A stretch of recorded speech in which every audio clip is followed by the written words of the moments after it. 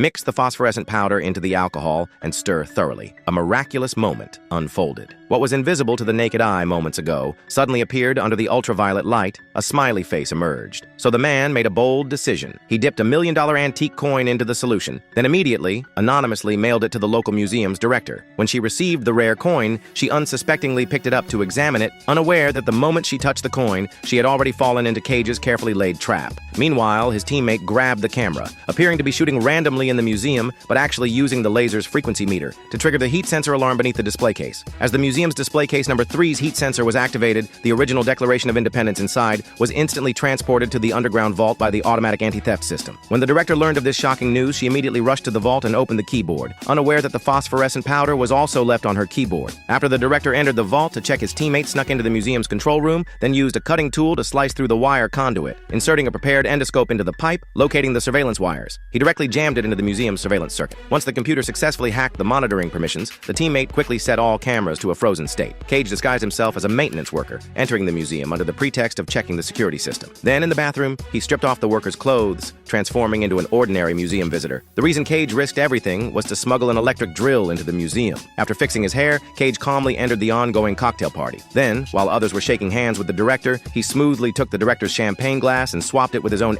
champagne glass with the director's fingerprints, was now easily in his possession. Next, Cage pulled out a self-sealing bag, quietly slipping into the bathroom, then dropping fingerprint extraction solution onto a medical cotton ball. As the solution slowly evaporated, the director's fingerprints became clearly visible. But what came next was even more mind-blowing. Cage put on a silicone thumb cover, extracting a clear fingerprint, preparing to use the copied fingerprint